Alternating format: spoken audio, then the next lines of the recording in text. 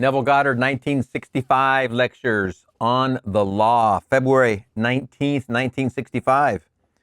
I thought I would take a portion of John, a bit of Blake, something from a great scientist, and then my own experience, and weave them together for you tonight and make it a very practical night.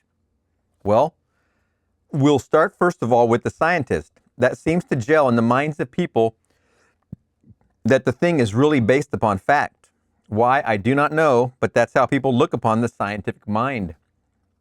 This chap is called Feynman, Richard Feynman, Professor Feynman at Caltech. He is considered one of the world's greatest physicists, who is involved with our atomic bomb and our great nuclear bomb today. But basically, he likes the theoretical side of it, not the down-to-earth side.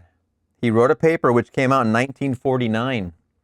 It was printed in what is known as the Science Newsletter, and he was describing the behavior of a little particle which is produced by atomic disintegration. It is named today by our great scientists as the positron. He wrote of the positron that it starts from where it hasn't been and speeds to where it was but an instant ago. Arriving there, it is bounced so hard, its time sense is reversed, and it returns to where it hasn't been. Now, he said, an electron that is bounced is really deflected but continues on its course, a changed course, but it doesn't turn around. So he calls this little particle the turnaround. He said it has the capacity to meet itself coming back from where it hasn't been. Having observed this, we must now completely alter our concept of the universe, and no longer can we consider the universe and the future of the universe as developing continuously out of the past. We must now see the entire space-time history of the world laid out, and we only become aware of increasing portions of it successively. That the whole thing is done, and you and I only become aware of increasing portions of that which is. That the future is not developing out of any past, not after having observed the behavior of this little particle that they call the positron. Now, I've said it 1,000 times. I hope so. I mean, I try not to belabor it, but the truth is there is no such thing as past or future. It's only now, and I learned that wonderfully from the teacher known as Seth, as channeled through Jane Roberts. Robert Butts, the husband, wrote down all of the information as Jane channeled Seth, and one of his main teachings is that there is no such thing as time. It's all now in one moment. As Neville would put it, he put eternity in the mind of man. That's to me how the Seth-material reconciles into Scripture. He put eternity. What does eternity mean? That's all time. That's forever. It is my name forever and forever. I mean, this is fascinating, the whole concept of it. I maintain that our scientists, by their observations, are only discovering the workings of their own minds, that the physics of the mind cannot differ in any respect from the physics of the rest of nature. So they will not go along the mystical path, the path of faith. They must have it proved to them in their laboratories, which is perfectly all right. They're discovering in their labs the workings of their own mind. Now, whether Feynman discovered it to the point where he accepts it, I don't know. He's here in the city. He's in Pasadena. But here, these are his words, and I've quoted them accurately. It's the October 15th letter of 1949. It's called the Science Newsletter. And the date, you can find it in the library, October the 15th, 1949. When it was sent to me, I was stunned and thrilled because it is exactly how I felt towards the entire picture. And as I said, the whole thing is all in and now. And again, the wonderful lesson through the Seth-material gave me that ingrained understanding. It's in the law videos. I put it in there, not abundantly, but I did put it in there, and I forget which video, but you'd have to have gone through the law, and I definitely talked about time in there at least a handful of times. Pun intended.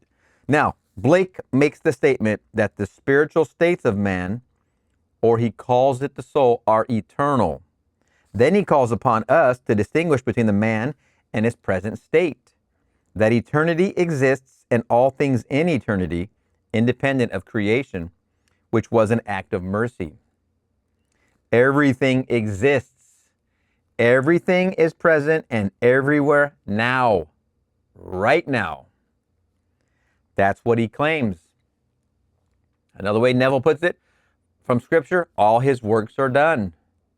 Another way it's put out through Scripture, in my Father's house are many mansions.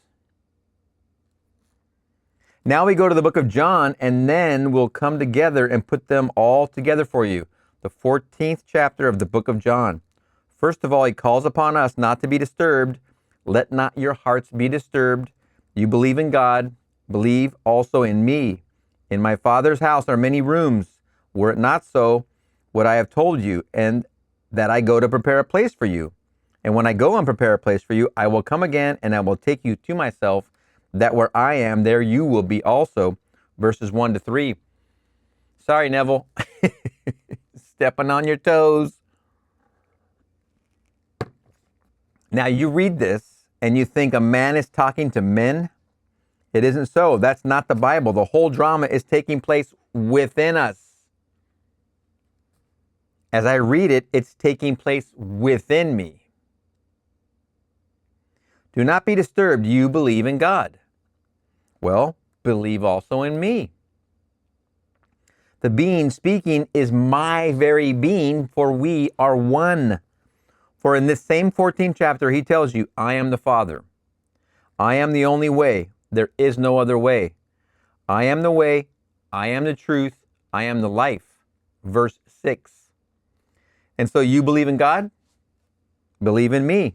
For I am the way to God the Father. There is no other way. So believe in me. I'm talking to myself.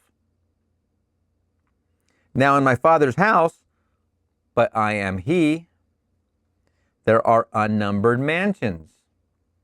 A mansion is simply a possibility. In the Seth vernacular, that would be a probability. Or as Seth would call it, a probable reality. Practically speaking, another version of what could happen. There are infinite possibilities in this world, and every one can be realized if I believe in me. Believe in me. Well, how could I do it? You mean I could this very night be the man that I want to be? I could actually be anything in this world. I maintain yes, if I really believe in me. Well, let me share with you an experience. I did it this morning. I retired quite early, and therefore I woke quite early. I had 6 unbroken hours and found myself at a very early hour of the morning fully awake, but much too early to rise and disturb the household. So while in my bed, I practiced a little something that I've done over the years. While on my bed, I imagined I'm seated on the black leather chair in my living room.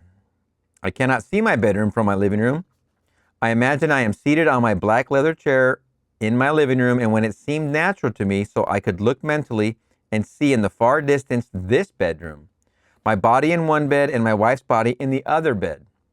Then I simply returned to the body. I did it a few times to get the feel. First thing, it proves to you the existence of something that isn't this. You become aware of a soul. You become aware of a power that is altogether different. You look into the mirror and you think, now that's me.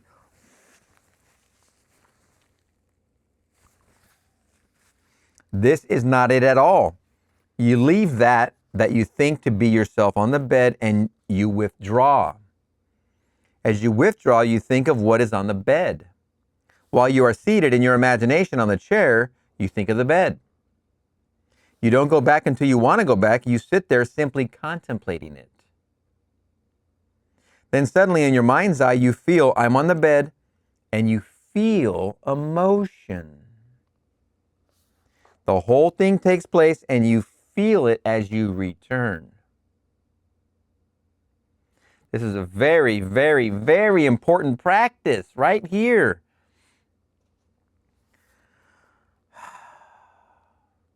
It's as if Neville is he's very practical, and he doesn't hold anything back. He's very honest. He tells you for the most part in broadest terms how this works, the law, and of course the promise. But here we're focused on the law in these 3 lectures. This is the third one of 3. Wonderful. But right here, he's giving an instruction that he's been doing this over the years, and it is basically a detection of your own motion from one place to another. While lying in bed, you can do it right now if you're sitting at a chair in your house in one room, and just imagine sitting on a chair in another room and see what you would see where you see seated there. Then after a set amount of time, whatever, imagine yourself back in the other spot and feel that motion. That motion is what's called moving. Remember in Genesis, he moved upon the face of the waters. I believe that's exactly the phrase. Maybe not. Don't hold me to it. It's the movement that's important. All movement happens in the 4th dimension. The 3rd dimension, this is an echo or a shadow of what the actual movement is there. Then this is what I did. Having done the first thing deliberately, I thought, now I'm going to do it deliberately. Now I'm not going to do it deliberately. I'm just going to experiment. I will withdraw from my body, but not say to myself where I will go. I'm not going to go to my chair in the living room. I don't want to go to New York now because I have no plans for New York until the fall of the year. I don't want to go to San Francisco now, not until July. I don't want to go to Barbados. I have no definite plans for that. So I will not put myself in some definite spot. I will simply withdraw in space. So I will withdraw not knowing where I am and think of the body on a bed. And this is what happened to me. Ooh, juicy. If you're eating popcorn right now, this is a good time to dig in. As I withdrew and became perfectly still, thinking of the body in my bedroom on the bed, suddenly I find myself in a room. And the room is sealed. No door, no windows. There's no entrance or exit to that room, but I'm on the inside. Beautiful room, lovely colors, and people very friendly. So I went back to the bed, tried it again, not knowing where the next one would be. I withdrew, and when I opened my eyes, I'm in a room, and here are the most angry crowd of men, all of the Oriental persuasion, and they meant no good to the speaker. But I knew how I came into that room, and I knew I am completely free to leave it at will. They didn't know that. I knew it. So I came into the room, and here I am thinking of the bed and the body. And as they began more and more, as they almost got together in a plot of real violence, I simply imagined myself on the bed, and I'm back on the bed. So I entered that interior through a surface that had no opening, just as a sperm enters an egg. And it has no opening, either before or after the sperm has fertilized the egg. The being that entered that room was the power, the creative power of God. The sperm of God. And I am it. You are it. Your imagination is it. That's the immortal you that cannot die. I know now, having done it several times last night, I fertilized quite a few states. Some were pleasant and some unpleasant. I have to reap them. I was experimenting. I must be willing to let those now come into being. For everything that I entered in that manner, for there are infinite possibilities in the world, infinite. And when I either wittingly or unwittingly enter, I fertilize it. Then it grows in my world as my harvest. I do not always recognize my harvest, but there is my harvest. It couldn't come were it not that I, at some moment in time, either knowingly or unknowingly fertilized it. That creative power in man is man's own wonderful human imagination. And Seth taught this very slyly in the books known as, I think they're the deleted sessions or the private sessions. There's 2 sets of books, 8 or 9 books that aren't the Seth books. They're the private sessions and deleted sessions. I think that's the names of them. I'll clear that up later. But one of those sets, I think it's the deleted, Seth teaches wonderfully how we make our dream environment and how dreams work. Basically, you construct, because you're so creative, because you are him, it all reconciles. That's why I'm bringing this up right now. You create a dream environment to then have a dream in. And then when you're done with your experience in that dream, because you're coming back and bringing your consciousness back to here where you're dreaming, of course, this seems like the dream. But since you're going to travel back here, you change your consciousness focus to this body on the bed like Neville just described, and that world that you created to dream in continues. Even though you're not consciously focused on it, it continues. You created a world to dream in, and that dream doesn't end because you leave it.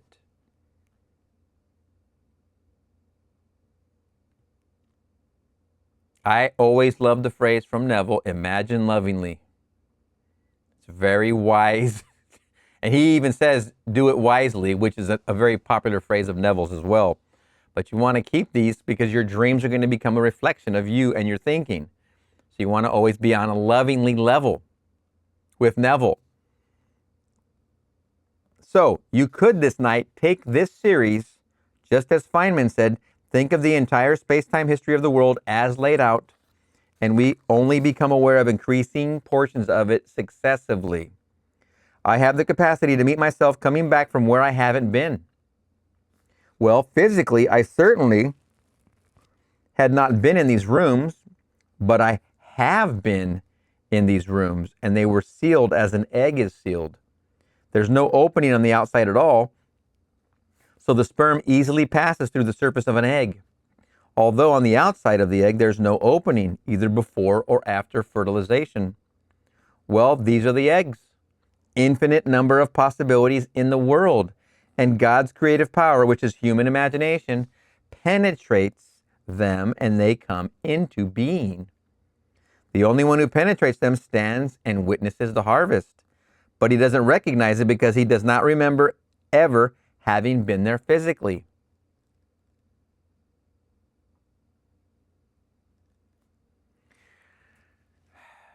In the dream, what Neville's saying is you are there physically.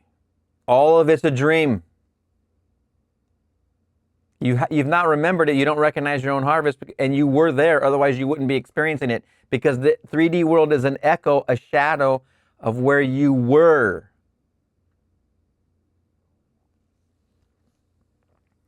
Now he's gonna conflict with what I just said, but I believe what I just said to be the reason movement happens in the fourth dimension because you are there. I can see by his first sentence, the word physical, hey, I think we're spiritual, not physical beings, but we're playing with semantics here. Physical is a word. The 3D is physical. The cause of the 3D is spiritual or mental, whatever way you want to say this. Let's don't get stuck with these words. But having said what I just said, because I can see what he's going to say. Now, no, you don't go there physically in the 3D, my parentheses. Just as we're told, the positron starts from where it hasn't been, and it speeds to where it was an instant ago. Arriving there, it is bounced so hard, its time sense is reversed, and then it returns to where it hasn't been. So I stand here on my platform, or this morning on my bed, and then I assumed I am not on my bed without any direction, and then my inner eye opened, and I am in a room, and it's peopled. My presence in that room animated it. It has no power in itself. It's dead until I got there. So I am in a room, and they all become alive. Why? Because I am the light of the world. I illuminate it. Then I am the life. I am the resurrection. I am the way. I am the truth. So as I enter this state, everything that was there becomes animated. You don't recognize that you are the animating power, the operant power that you bring it into life. There it is. Now, I personally had this experience, and let me see, approximately 1992, I did an experiment with, if you go to Seth Speaks and you go to chapter 8, Seth is going to talk about sleep, and it's the only time in all of his work that he talks about sleep. Basically, in a nutshell, he says all you need per se to sleep is about 4 hours with an added portion of a nap, maybe an hour to 2 hours. More than likely at the time, I was leaning towards 90 minutes to 2 hours. But I literally, what am I, 26 years old at the time? I literally would be at a friend's house, and he's gonna crash out. Him and his roommate are upstairs. I'm gonna sleep on the couch downstairs. And I'm like, hey, you guys, I'm gonna be getting up at 2 o'clock or 3 o'clock, whatever was 4 hours from the moment we were gonna crash out. I said, I'm probably gonna be leaving at that time. So if you hear the door opening and closing, that's me getting out of here. And I did this, I think I might have done it for about a month or two. But this one time I was leaving his house, his name's Eric, and I believe his roommate at that time was Kevin. Yeah, it was Kevin. So Eric and Kevin went to bed, and I left. But what he just described, I was in full realization of. They lived in Huntington Beach. I lived in Long Beach, over on 7th and Redondo. So as I was driving home along PCH that was at 14th Street, going north on PCH, going by the cliffs, going through Sunset. Now, just after Sunset is Surfside. Now, when you hit Surfside, you're through the residential, then you're going to hit this curve in the road, and it was very foggy that night. And it was this massive realization of what he just said, because what was happening was the illumination of what I could see due to the fog was approximately 50 feet. That's all it was that I could see. So I literally slowed down quite a bit, and it was just me in the car. It was 2 in the morning, maybe 3 in the morning, and all I could see was this little slice of space as I drove through it because of the fog. But in my mind, due to the Seth study and I was doing, I realized that that was my entire reality, and that I was animating it because I moved into it. Every piece that I moved into, I made it lit. Now, in literal terms, I was in a car with the headlights on. But I was realizing the magic of that understanding of what he just described, is that you're animating it as you pass through it. And not until years later, approximately 2006, maybe 2005, in our Seth studies, in our meetup classes, and in our Tuesday night classes with Sylvia and Beth and Ken, we got to a realization with Seth that on this other level, I'm going to come back to Neville with the main point and close it, but on the other level with Seth is that as you travel through space, it isn't you walking through a space, it's you occupying each part of that space. So every atom and molecule you are assuming, and then you're leaving behind as you occupy the next set of atoms and molecules. Then as you move forward still, you leave those behind. So you're the creator animating every single bit of space as you, in your mind, think you're traveling through space. You're creating in space your movement through it. That last part's tough to put in there, but it doesn't exist without you. You occupy it, then you leave it and occupy a new part and a new part. So the phrase "I die daily" is the reconciliation here. You make alive, you die, you make alive, you die, you make alive. Also what Neville talks about with self-persuasion. Once you make that new self-persuaded that your friend is well-to-do, never seen him with more, never seen him look better, the old self that believed different dies, and the new self that believes this now becomes alive. I die daily. That whole description was very profound when I discovered it, but I want to share these things because I want to bring that in because it's how this reconciles back into this whole story. Because I am the light of the world, I illuminate it, then I am the life, I am the resurrection, I am the way, I am the truth. So as I enter this state, everything that was there becomes animated. You don't recognize that you are the animating power, the operant power, that you bring it into life. There it is. Now, when I saw this angry crowd moving towards me, I decided to depart by simply remembering where the body was. And then I imagined myself on my bed, and then I opened my eyes. I'm back on the bed. So did I not start from where I had not been physically? And did I not speed to where I was physically? And arriving there, I was bounced so hard, my time sense was reversed. And then I start moving across a series of events which are going to take me to the harvest of that state. So this is the picture, how to bring things into being. So tonight, trust me, I have done it. We who sit here this night as we go into the silence and then don't sit on the chair where you are, withdraw from it. Remember, we're going to do that tonight, all right? Today. And put yourself deliberately now, not in some nebulous manner, deliberately withdraw into another state.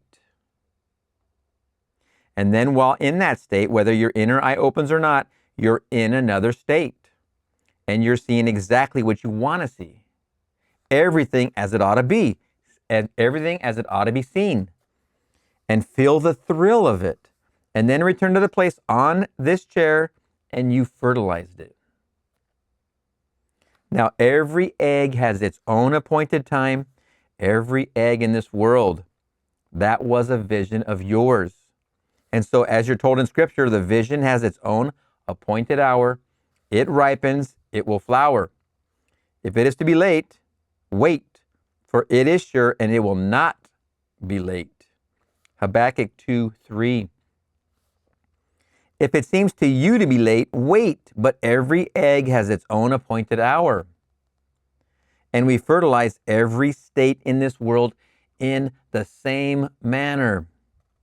You are the operant power. You are the creative power of God. You are the sperm of God. And you go into these states, and for one moment you occupy them. As you occupy them, you fertilize them, and then you return to that body.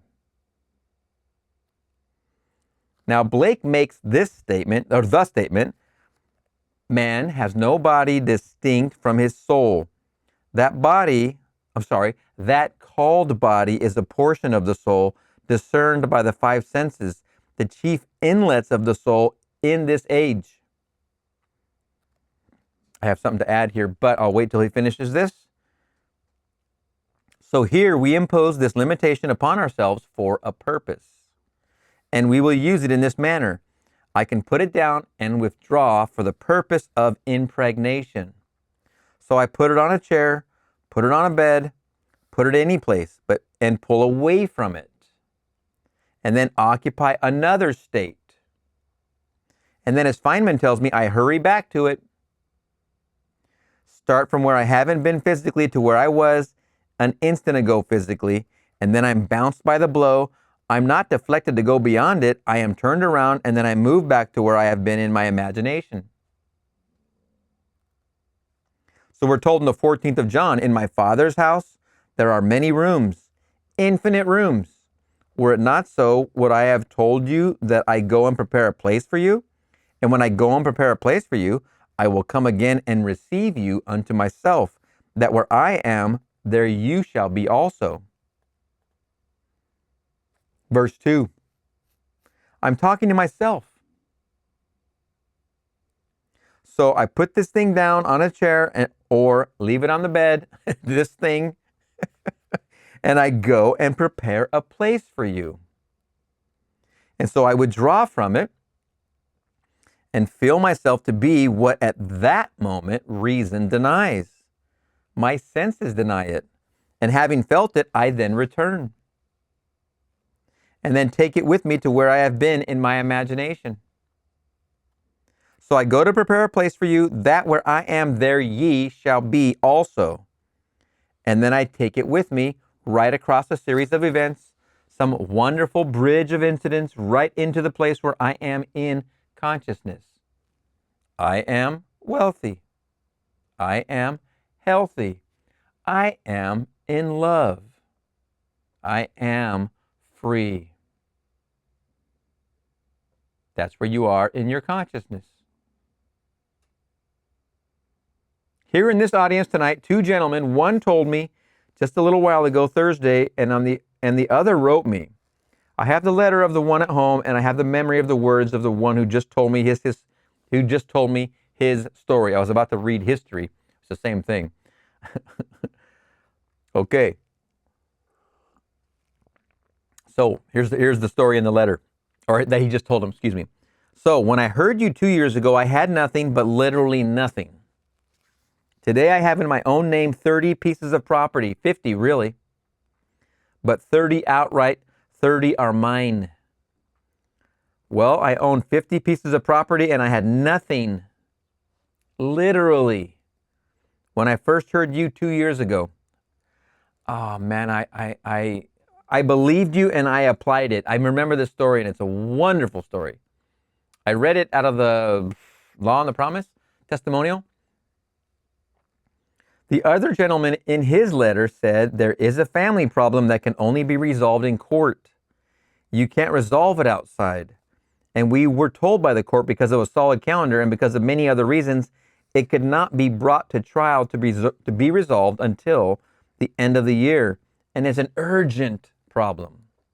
I am part of that family and I wanted it solved immediately. So I denied the facts of a crowded calendar. I denied the words of my lawyer. I denied the words of the court and simply remained faithful to the assumption that it is now resolved now. And this past week, I received word from the court and from my lawyer, it will be held next month in the month of March. I know it's completely resolved as I want it. But it can only be resolved in the court.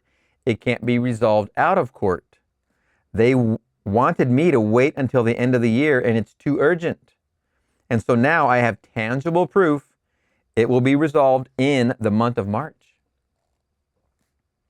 So I say to everyone, it's done in the same way. Your own wonderful human imagination is not a state, and that is your existent self.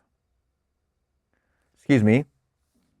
Let me repeat the sentence. Your own wonderful human imagination is not a state. That is your existence itself. The soul of man, the immortal man, is your own wonderful human imagination. It cannot go to eternal death in that body which cannot die. How can it? It's forever.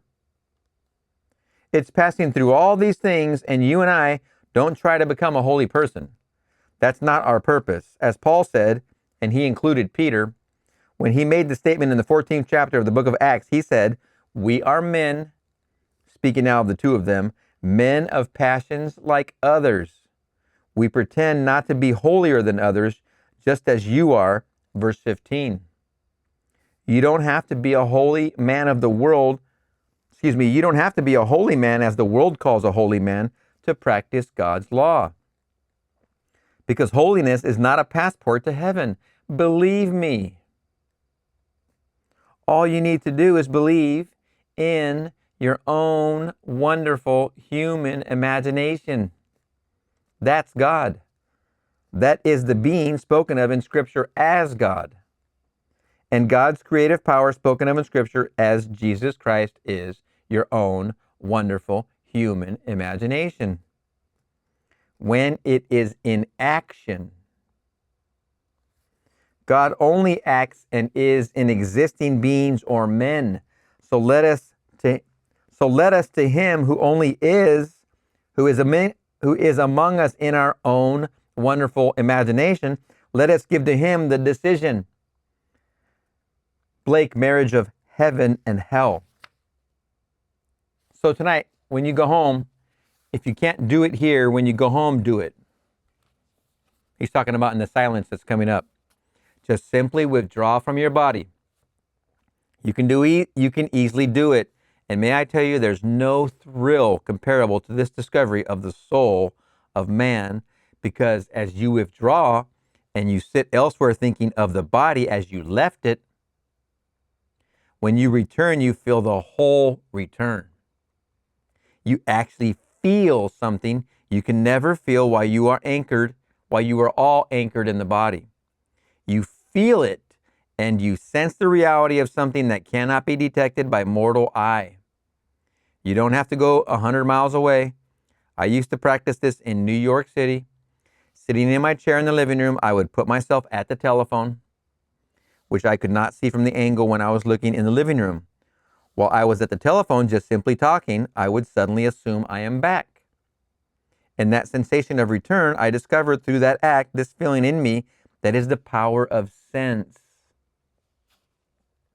For imagining is that wonderful sensitive power in man. It's the soul of man. Imagination is simply this peculiar reality, really, that you don't know until you try this, which we're going to be doing today in our silence. Tonight, anyone here can prove to their own satisfaction that you have a soul, you are a soul.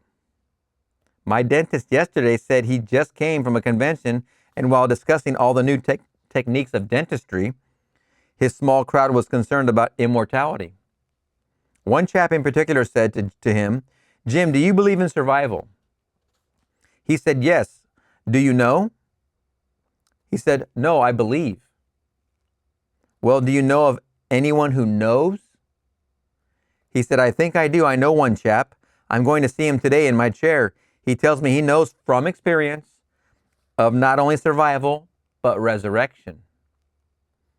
But you hear all of these doctors, they're all dentists, but that doesn't matter. Doctors too, they can't find this soul of which I speak in the brain as they operate. They can't do anything to that body and find it. Yet you, without being a doctor, you could find it this night by simply sitting next door by a matter of yards. Put yourself on a chair and feel that you are on the other chair and just wait. Wait. Don't move. Just wait in that state. And when you feel it naturally, you are just actually sitting in another chair. And then remember where you were. As you remember, all of a sudden you return and you feel what you can't feel if you're always anchored in the body. Now, some would call this remote viewing. I would say in Neville terms, let's call this remote feeling. We just made that up. Now, just as you detached yourself to move there, you can detach yourself and move into any state in the world. There are infinite states, no limit to the states, called rooms or houses in the scripture. These rooms are simply blank space. In the early days of our state, we had the great monasteries, and the weary traveler could remain for a night or maybe 2 days for a rest as he moved north or south, and there he remained. Well, in the grand manner, a far greater picture, these states are where we rest while we are seeking one thing only. We're trying to find the only true God. And so we go from state to state to state in our search to find the only true God. And you can find him if you do what I asked you to do tonight. Not only you'll find him, but you'll find him as a power, and you can go into any state and fertilize it. Your entrance into a state as you occupy it, fertilizes it. The same way as Seth described, you create the dream environment to have the dream in. That's a state. You're fertilizing it by the desire to be in that state to fulfill a desire. Whatever the experience is in the dream, it's a state still. It reconciles perfectly. I know as I stand here tonight, I've got to reap what I did this morning, just because I experimented. I'm quite willing to reap them. I'll reap them, all of them. But it was such fun not taking some definite spot, just taking a withdrawal and remain withdrawn from the body. As I withdrew, I remained. and suddenly I find myself on the inside of a closed room. I remained, and suddenly I find myself on the inside of a closed room, and I mean closed. It's sealed. There's no door, no window, no opening at all. Everything is sealed. But I know how I got in. I got in by the power of Jesus Christ, my own wonderful human imagination. And therefore, I could get out just as I got in. And when the angry crowd started moving towards me, for I animated them, they are all part of that state. They belong to that state. They're always part of that state. And so I unwittingly fell into it by not deliberately setting myself a goal. So I fertilized it. It'll come, and I must be quite willing to receive it, knowing I can escape from anything in this world if I remember who I am. So I say to everyone here, take these passages and put them together. The scientist who finds a little particle, he doesn't know he's watching his own mind, and this little thing starts from where it hasn't been, and it speeds to where it was an instant ago. When it arrives there, instead of being deflected to continue on its way, it's bounced so hard it's turned around. And it moves back to where it hasn't been. So you move back to where you actually have been in consciousness, in your imagination. You haven't been there physically, but you come back and pick up your body physically, and you take it across a bridge of incident, a series of events leading up to where you actually have been in consciousness. Then you can turn to the 14th chapter of John and see how the first 3 verses are related to Feynman's discovery. I will go and prepare a place for you, and when I go, I will come again, and I will take you with myself, that where I am in consciousness, there in flesh ye shall be also. Then you move across a series of events, and there you go to reap the harvest of your own fertilization, because you fertilized it. Then you can see Blake's vision, where the whole vast world, eternity, is, and all things in eternity, independent of our individual acts of creation, they all are. These states are. I didn't create these Orientals. They were all in that state. I withdrew from my body, which is only a portion of my soul, discerned by my senses, to find myself in a state. I am the light of the world. I am the life. I am the way into these states. I am the truth of these states. So that when I moved into the state, they became animated. And they are angry in that state. And I did not deliberately go into it as I was simply experimenting, and I fertilized it. For my presence in any state is life, and I fertilize. So, in the course of a day, when we do not know this law, how many states you and I fertilize in our daydream?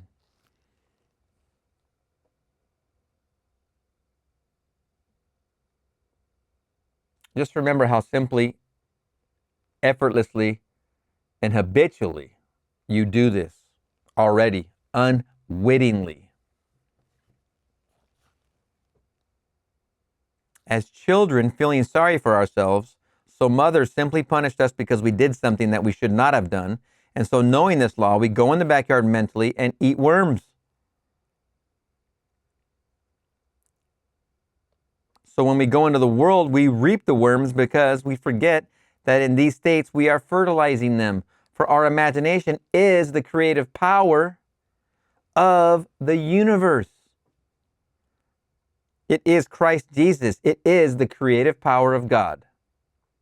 As told us in Scripture, 1 Corinthians 1:24. This whole thing he says about eating the worms is believing in poverty.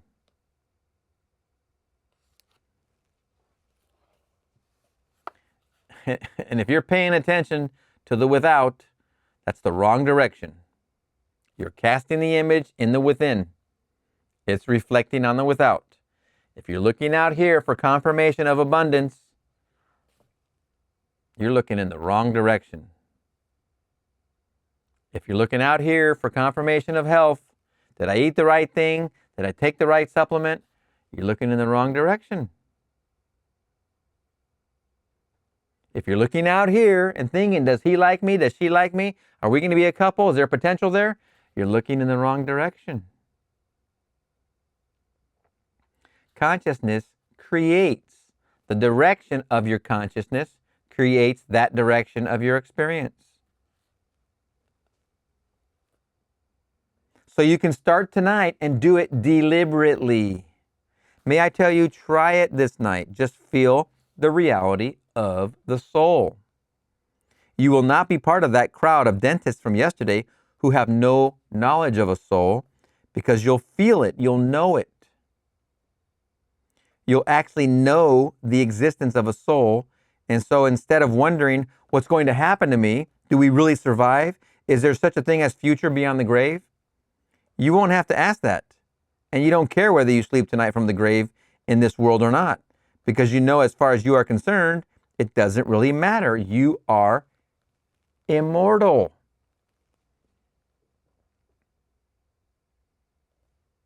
He's prepared the way for his creative power to return to him. And that way that he prepared is revealed to us in Scripture as the life Jesus Christ. His birth, his discovery of the fatherhood of God, his wonderful story of the serpent. And you will discover this much, that it's on 3 different levels. I've been giving you the middle level tonight. You read the story on the first level, which is called the first deck of the ark. It's literally true. Like a story that you will read over, that's the first deck. The second is what we have been discussing, the psychological motion to fertilize these states. And the top story, which is the spiritual story, is identical with the first, only it's personal. It's very personal. Everything said there and thought of another you experience. Everything said there and thought of another you experience. So when he threw the rod down and it turned into a fiery serpent, you realize that throwing the rod down is that you are that very one. Your spinal cord is that rod thrown down. And you turn into this fiery serpent and up you go. So everything said in Scripture on the third level is a personal level. And you experience the whole thing personally. On the lowest level, you read it as history, something that took place thousands of years ago. That's how you read it. On the second level, which we discussed tonight, you can do it to fertilize states and change your world. Change everything in your world to conform to your heart's desire. Like the chap who would not take the statement, the calendar is so crowded, you can't possibly get the case in until the end of the year. Wouldn't accept it. He denied the facts, fertilized the immediate present, and the court calls, the lawyer calls, it's resolved in the month of March. The other chap had nothing. Now he has 30 parcels in his own name and 50 all told, and he had nothing when he heard this story. He fertilized all these states. That's the second level. I believe that's the story of the guy who literally with, I think, his last $50, he was between, I think, paying rent and attending Neville's lectures. And at the time, I believe there was a donation for him, something to this effect. And so he chose to attend the lectures with his wife and I think his kid or 2 kids. Then he went away, and for 2 years he practiced. At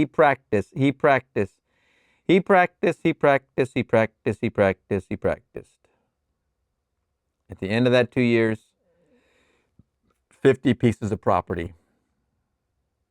In a time and in a world where being a man of dark pigmented skin was very much against you, you can only drink at certain fountains, for crying out loud. This is in that time. So that cannot be an excuse. This guy went against it all, found God, and put him to work. God became his servant. It's one of the most amazing stories. I believe it's in the Law and the Promise. Then comes the third level. And oh, what a glorious level, exclamation point.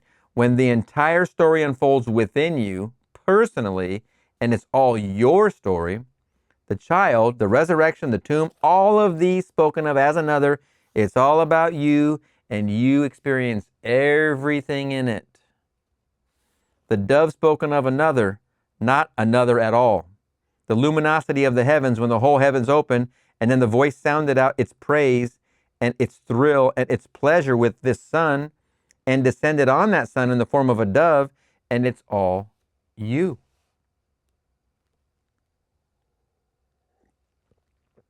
Everything spoken of another that took place thousands of years ago, you experience.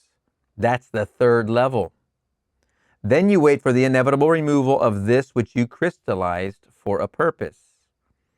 You assumed this limit of contraction called this body. And when you take it off, it resolves itself. And then you return, but then you return infinitely greater because of your experience in this world. So when Blake made this statement, quoting the 14th chapter of the book of Acts, he added a line to it. In fact, he changed it somewhat when he said, "We are men just as you are men, no holier than any man in this world." And knowing what he did to find it out, he said, "Bring forth all your fires, put me through all the furnaces of affliction, I will take them. So I fertilized just to test a horrible state. Well, I cannot deny I did it. It's my child, so bring it. And so I move into a state of war in my own stupidity. All right, bring it. I can't deny my children on this plane." Now, the child is spoken of as his creative outlet, as his creative construction, whatever that construct is or experience is, that's his child. That's what he's saying here. I can't deny my children on this plane, this level. These children are his creations, experiences. I heard of all kinds of things and then stupidly moved into it, unwittingly, and fertilized it. Now they've got to come. Everything must come into this world to prove the power of my creativity. This is how wonderfully creative we are. It doesn't matter what you're imagining. Now, here's an example. You're driving down the street. Someone cuts across all the lanes, thinks they own the whole place. Dang near cause an accident with you. Remember I mentioned the motorcyclist? What I do? Anyway, let's imagine you're driving down the street and somebody cuts you off and they almost cause a wreck with you. They get over and they're out of your way. They're not in your way anymore, even though you braked and everything. Everything's kosher now. Everything's cool. Your imagination starts to wander. There's two ways to go. You can go the way I would like to go, which is, oh, imagine that driver being 95 telling you they've never been in a wreck in their life. And then you rejoice with them. This is one way you can go. It's not the easy way because the habitual way is the other way. Oh, my effing G, look what he almost did. I would have hit that pole right there. And then you start spending your creative energy on what would happen had you hit the pole. And then how would you feel after you had to get out of the wrecked car? And then how would you feel having talked to a fireman or something? You start going down the road. You start literally creating the imaginal act of you doing it and experiencing it. You're going to reap that because you just created it. So you have to reverse that activity. Revise, revise, revise. This is how simple the act of imagination works for you, or it works for you the other way. It's always working for you. It's not working against you. It's actually fulfilling. If your imagination is having been in an accident, hitting a pole, and having to talk to a fireman because your car's wrecked and they're helping, whatever. If your imagination is going to go that way, your imagination is helping you because it thinks that's what you want. The other way, hey, this guy's 95 years old telling me, because I'm 95, he's never been in an accident ever, and I've never have either. Your imagination works for you that way. He's working for you. He is your servant. Imagination doesn't work against you. Imagination always serves. That's coming from me to you. Watch Neville say it right now. Here we go. Now they've got to come, your imaginal act. Everything must come into this world to prove the power of my creativity. If I know it, I will let them come and then quickly cut them off. Oops, pun intended on my example. Because what you planted, you need not let it go forever. You can cut it off. But don't until it grows. He said, do not attempt to tear up the little weed. Let it grow with the wheat, and as they grow, you can separate them. So let them grow. For you didn't plant only the tares and only the little weed. You planted wonderful things in this world. So let them come together. When they're completely matured, then you can simply separate them. So tonight, in a very simple way, for those who are here for the first time, let me show you how we actually operate this simple principle. Instead of withdrawing from the body unknowingly into any old state, you can withdraw deliberately into a predetermined state. So you put the body on the bed or on the chair, and you imagine yourself in the state predetermined, a state you really want to realize in this world. You want to be successful? With whom would you share it? A few friends at a little dinner party, or a luncheon, or a tea, or a cocktail party, or any kind of party where they would discuss your success and truly discuss it in the sense that they would be happy about it. Well, now know exactly where you're going to go while you are still seated, anchored to this body. And then let the body relax and get into that area in your mind's eye where your friends are present and you're all discussing your success. And it all seems natural. You are accepting their praise, accepting their congratulations, and it seems very, very natural with all of the sensory tones of reality. Then return to the body and follow Feynman's concept. It starts from where it hasn't been and it speeds to where it was an instant ago. As it arrives there, it is bounced so hard it's turned around, its time sense is turned around, and now it returns to where it hasn't been. See it? It starts in time from where it hasn't yet realized the state and moves back to where physically it was only an instant ago, and then it's bounced and turned around, and it moves now across this bridge of incident, leading up to the fulfillment of that state in consciousness where you were, where all these friends were gathered together to congratulate you on your good fortune. And that's how it works. Boy, oh boy, that's the simple instruction he was giving to the newcomer at the meeting. Wow. I got to write a note down after, because that is another grand one. So you can take Feynman, the 14th of John, my experience of this morning, and my friend Blake, and put them all together and see they're all talking about the same thing. Now, why would he call him my friend Blake?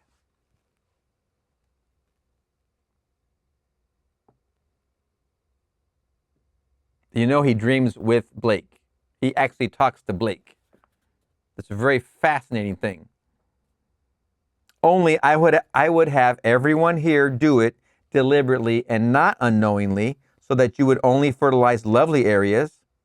But this morning I did it just for fun, because I really don't care. If I know that I'm bringing all these things, if I know that I'm bringing all things into the world, it doesn't really matter. I don't judge anyone, really, because he is not the state. He simply fertilized at some point in time, and therefore forgive him because he did it unknowingly. Or he would not have brought it into the world. So you can forgive everyone in this world for what he's harvesting, because he had to harvest his own fertilized field, and he didn't know he was doing it. So Blake said, always discriminate between the state of the man and the man. And he identifies the man with imagination. He said man is all imagination. And the God is man and exists in us and we in him. The eternal body of man is the imagination. And that is God himself.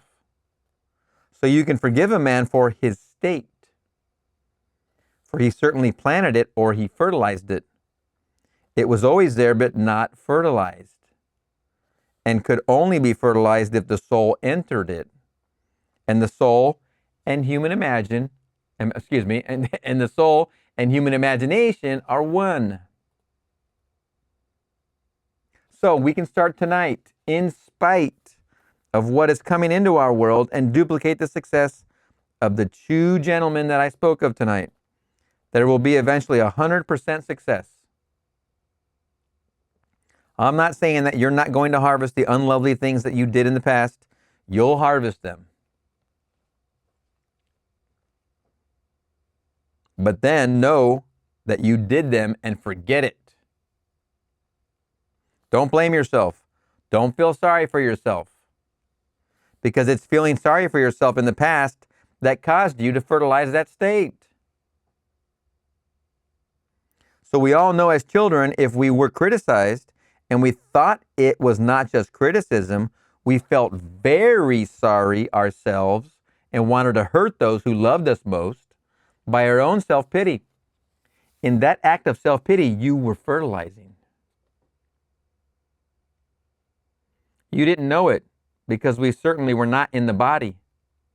We were completely gone, were we not? So that's how we do it. But above all things, you can discover the reality of the soul, that which cannot die.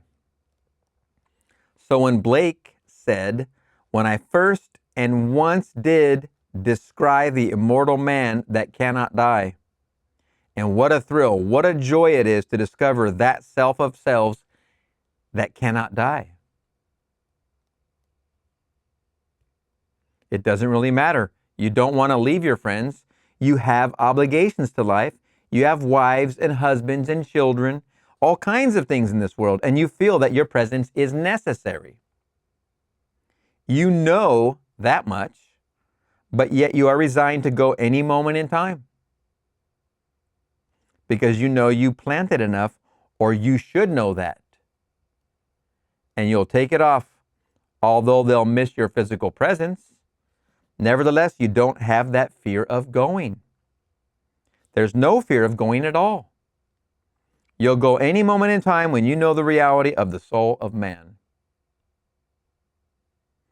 For they can't die either.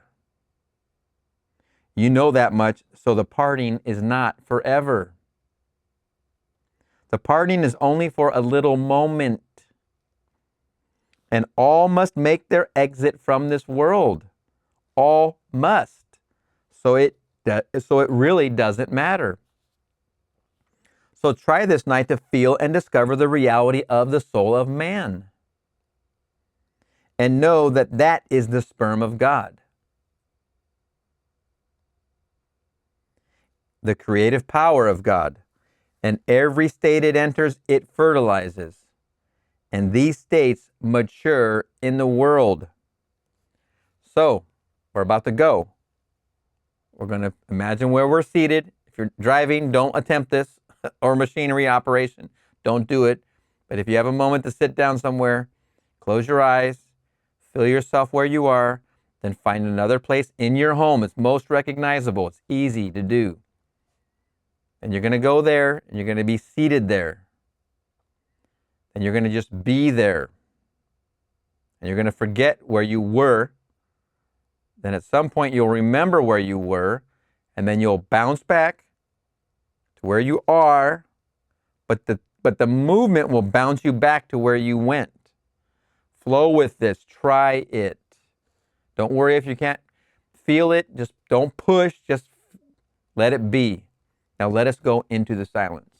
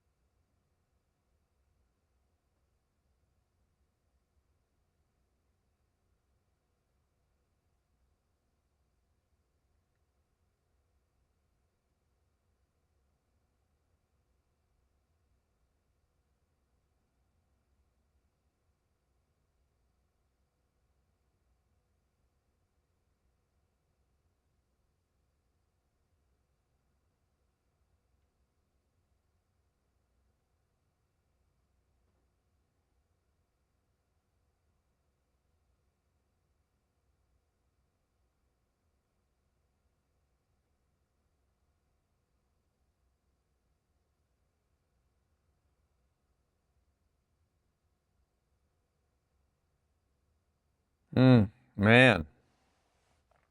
Wow. Oh man, that's wonderful. Congratulations. Ooh, boy. I'll just share with you what I did. I simply went into my house, the living room, sat on the couch, played with my dog,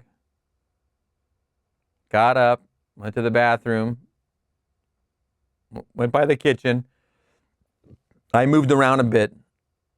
Then I sensed where I was because I was there in the present. I sensed where I was here. So I went there in the now. Then I deliberately tried to bounce back to the now there, which would be another here. I came back here, then I went to the here, which is there. Then I walked around for another second, and then I came back. But there was about 4 or 5 solid flashes where I really was there. And I felt there. I completely felt there. But since we're doing this together in this situation, I was very conscious of being here. So I would come back, and then I would take myself back there again. So I think I went back and forth 4 or 5 times. But I really felt there in those. They were brief. They were very, very brief. But I felt there fully. So I fertilized it. Before the questions, and I hope you had success too. If you did, please put it in the comments. Before the questions, may I remind you this is easy. Don't let anyone tell you it is difficult. Let no one tell you that you must be a holy person to do it. Let no one. It's very easy. Without even bringing anyone into your mind's eye, an individual, just reminisce. Sitting physically one place and standing at your window, it could be the same room mentally and looking out on a scene. Then feel the joy and the thrill of your accomplishments as though they were facts. And then snap back to the body, excuse me, that is only a foot or so away in the same room. In that very moment, you fertilize the state. That's it. Super easy. Super easy. Because everything is everywhere and now, right here. Don't have to rush off to do it at all, just right here.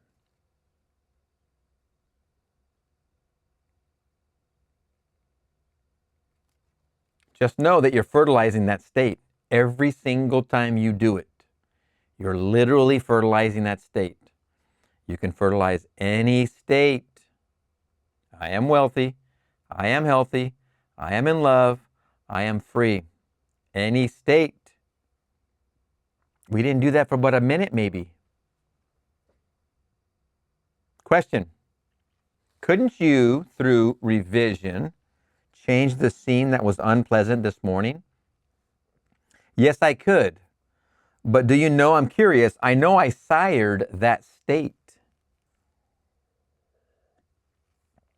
What thrilled me, I'm, blank space, going to do it because I observed everything, not a little crevice, not a hole in it that would allow me to get into it. So not a thing could keep me out and not a thing could keep me in. I'm glad I did it. I told you one unlovely state, but many were perfectly lovely. I did it just to experiment. It was lots of fun, but they could be revised and addle the egg. Question. What if something happened to the body while you were away? It won't. Not a thing will happen to the body, sir. Not a thing. I know there are many books and many teachers who will tell you if you are out, someone could take possession of it. Don't you believe it. No one is going to take possession of that body at all. You can have some very strange experiences outside of the body, which can be costly. In my own case, it was painful and costly, but I'm glad it happened. And besides, I learned a lesson. Well, what about fire? Oh no, it wouldn't. Doesn't take long, just a matter of seconds. Just a matter of seconds. It doesn't take more than a matter of seconds to detach and feel the state and to seal it. I definitely did 3 or 4 transports just now. And they were very brief. No one state I entered this morning, if you time it, would be not more than 10 to 15 seconds. It was all real, just like this. And then I went back to the body, went to another state. So you aren't gone, really. It's fun, may I tell you. It's lots of fun. But you discover the soul and you use the being that you really are. Some things you go a little far and you might, well, in my own case, where I was, I don't know, some fabulous distance, but I came back towards the body like a meteor falling. I felt in that descent, it was so rapid and from such an enormous distance that I would break my neck in the descent. And so I did this as you would dive in blank space, not the body on the pool, blank space, and I heard a click. After I told my wife at breakfast what I'd experienced that morning, and then as the day progressed, it got stiffer and stiffer and stiffer. And that night, the pain was excruciating. So she insisted that I go to the hospital, for an x-ray. So they x-rayed me, not a thing they could find.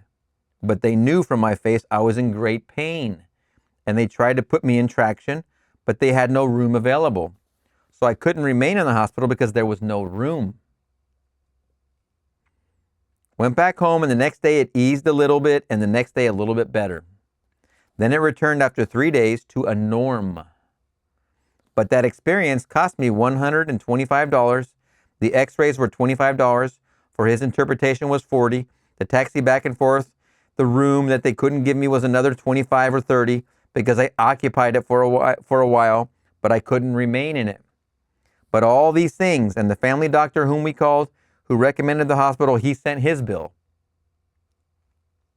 So you add the whole thing together, it cost me $100 odd for this wonderful experience of coming like a meteor towards my body, trying to protect myself from breaking my neck. Oh man, that is too funny. I have had some out of bodies where I'm coming back to my body and it's at freaking high speed, man. And I am sure I'm going to hurt something. I am positive something's going to break or be bent or something, and nothing. Each and every single time, nothing. These are the one I'm describing now is I've had several times where I'm coming from literally outer space towards the earth. The ground comes up really fast, and I'm definitely on a crash course with the ground, and nothing happens. No hurt, no injury, no nothing. But I don't even feel a splat or a landing or nothing like that. It just all of a sudden I'm in the next instant of being here. But the flying is very fascinating. I did this in my imagination, and the x-ray couldn't show anything.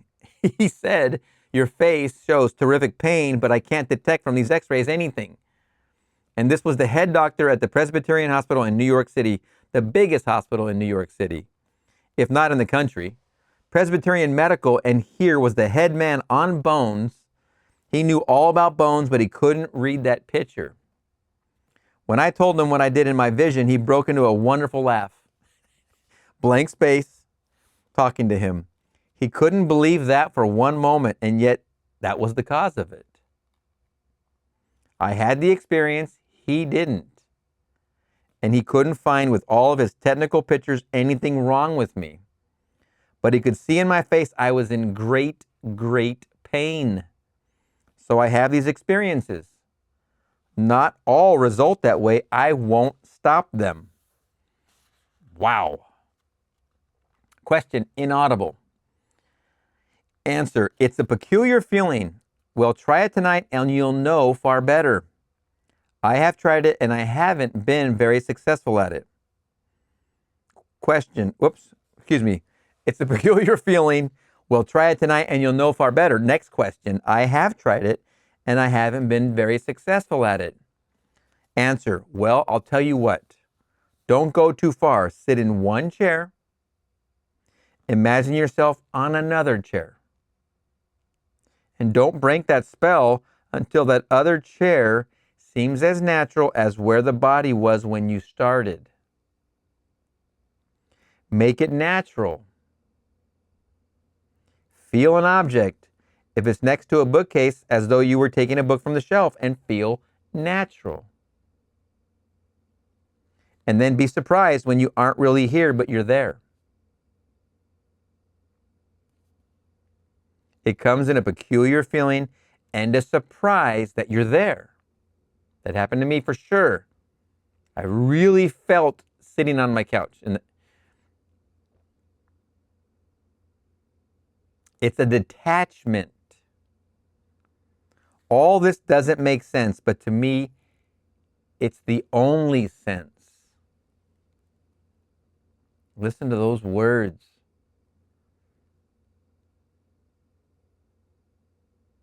It comes in a peculiar feeling and a surprise that you're there.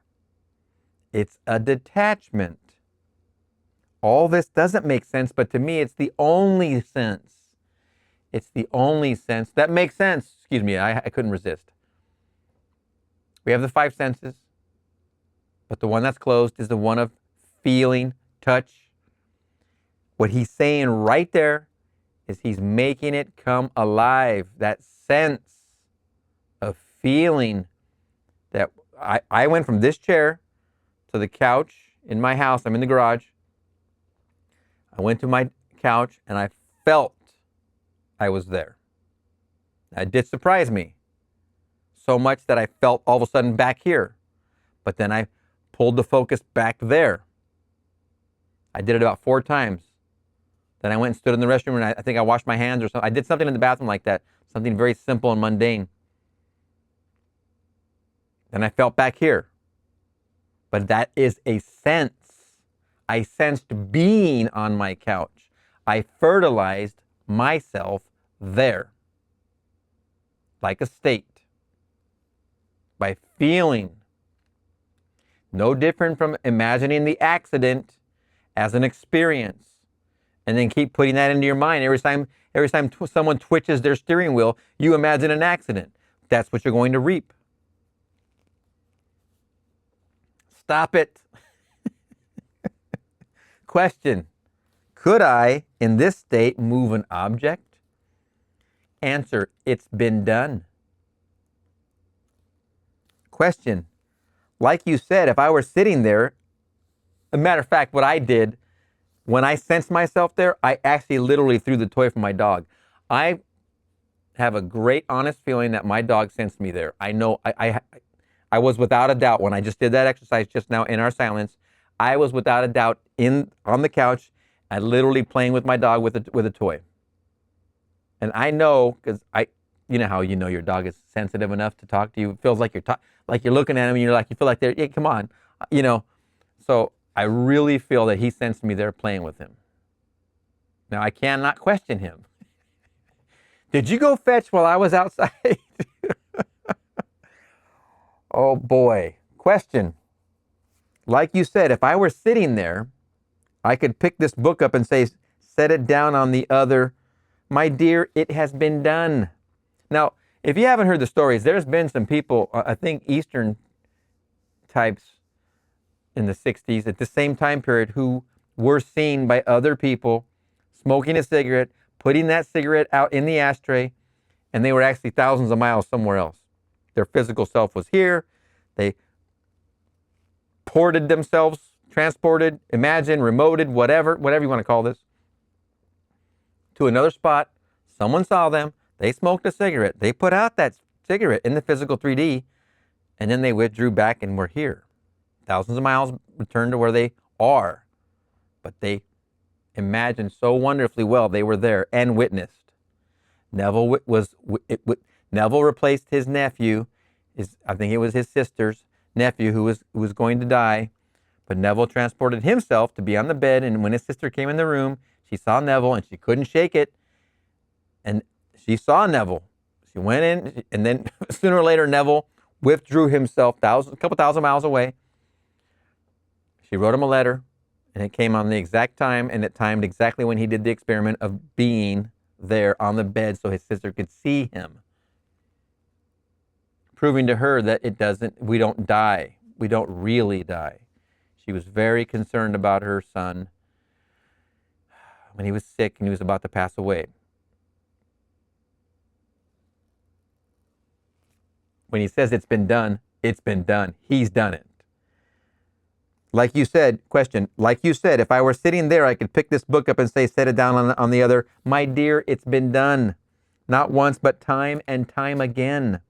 We told a story the other night how many people believed it is irrelevant as far as I'm concerned, but you can't rationalize it. How could a man in his excitement ever, after having had the most wonderful experience, share that experience with a dear friend back east in the form of a letter, and late on the evening of, say, Thursday, he posts the letter? It's marked by the postal department. The time is evening. It's Los Angeles. If you take the difference in time between here and where it was posted, that office was already closed. When he posted it, that office was closed. It wasn't opened by anyone. It wasn't sent in any strange manner. Just an airmail, not special delivery. When the manager of that office arrived the next day, that letter was on his desk, and yet the mail of the day had not yet been delivered. So she got on the wire and called. How could this thing be? There are so many strange things in this world. If you remember, it was in the previous lecture only two or three ago. When he posted the letter, means mailed it. When he posted the letter, he imagined it on the desk.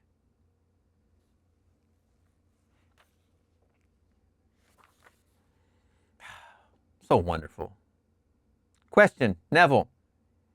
If I should be so successful as to take this little soul journey, is it possible that you're making him dead to realize that, blank space, you were not ever in the body? Answer, Neville, well, my wife has seen me walk the floor so often, and the body was on the bed that she's not disturbed anymore. Oh, man, that's wonderful. My wife has seen me walk the floor so often, and the body was on the bed that she's not disturbed anymore. So often she's seen what she should be on the bed walking around, and she looks, and there he is.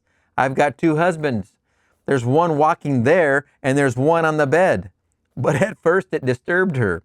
But it doesn't disturb her anymore, so often she's seen it. One morning we had this little dog, a little black and tan cocker. Called him Henry. Well, Henry would always sleep on my wife's bed or on my daughter's bed. He'd never come near mine because I'd kick him off. And so I didn't want to be disturbed with this dog. But she could never call it a disturbance if I ever scolded him. She would scold me because if it was ever part of an argument. Henry got the better of it. So this night, in the wee hours of the morning, I awoke and looked over and I saw the whole bed shaking. I said to myself, that darn dog is disturbing Bill's rest. That's his nickname for his wife. I looked down and here's Henry on the floor. He's not in the bed at all. He's looking up at the bed, scared stiff.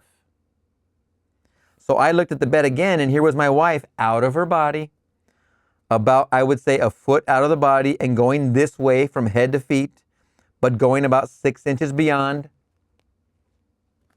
Tape runs out.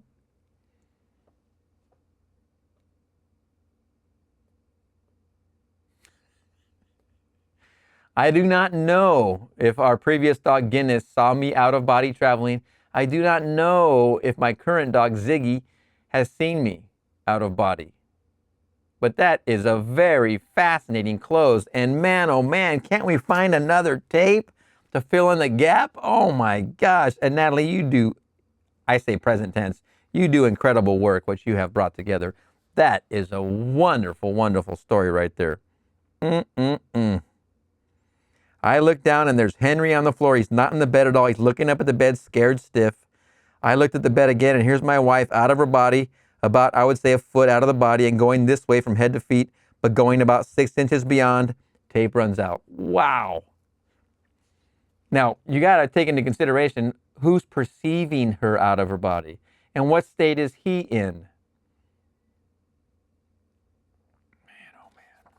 On the law. The third of a 3-part series on the law, but are they really on the law? Are they really promiserific? Oh boy, you tell me, man, oh man. So So close, so wonderful. February 19th, 1965. We're going to see you in the next one.